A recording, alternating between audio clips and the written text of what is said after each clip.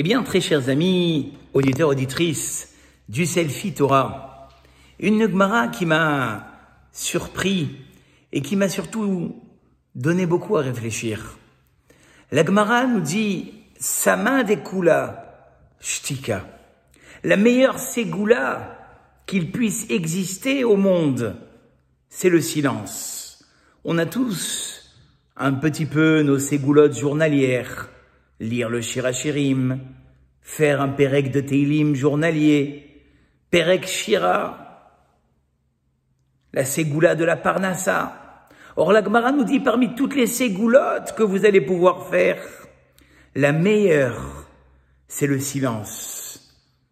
Et le Rav Snir Guetta nous raconte cette histoire d'une dame qui est venue le voir et qui lui a dit « Regarde, je suis très déçue. Je suis très déçue. Chaque semaine, je reçois à la maison pour le Shabbat tous mes enfants, mes belles-filles, mes gendres.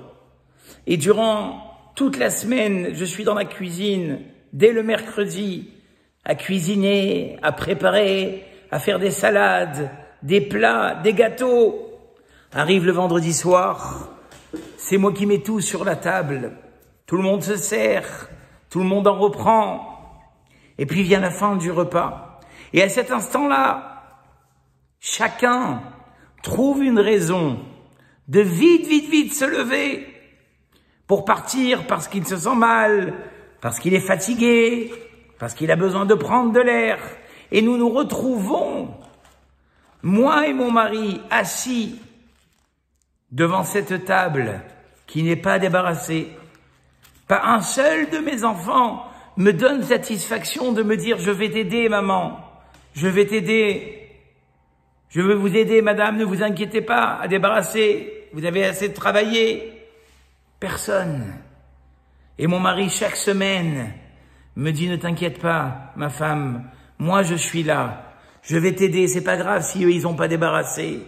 J'en peux plus, Rav. » Eh bien, le Rav lui a répondu « C'est peut-être le meilleur moment pour toi de prier Hachem.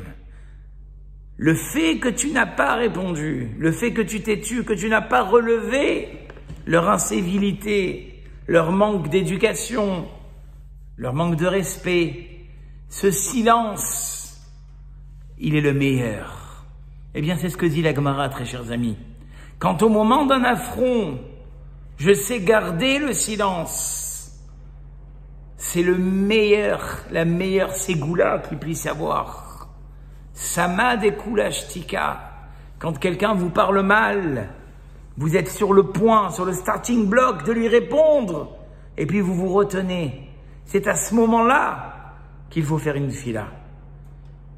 Souvent, je vous ai raconté cette histoire que le Rav Chaim Kanievski avait dit à un père, un couple qui n'avait pas d'enfant, trouvez cette personne, ce tzaddik qui saura ne pas répondre à un affront, et demande-lui de vous bénir. Et dans l'année, ce couple a été répondu. On voit ici, très chers amis, l'importance de ne pas être sur la défensive. On n'y arrive pas immédiatement. Mais petit à petit, en faisant des efforts, en ne répondant pas aux affronts, c'est sur nous c'est sur ces personnes ou sur nous-mêmes, si nous sommes capables de le faire, que le verset a dit « Ane'enalvim ve'enanolvim » ceux qui reçoivent des affronts, mais qui à leur tour ne font d'affront à personne. « Alehem ne'emar ketzet hashemesh bigvurato » c'est sur eux qu'il a été dit qu'ils sont comme le soleil à son zénith.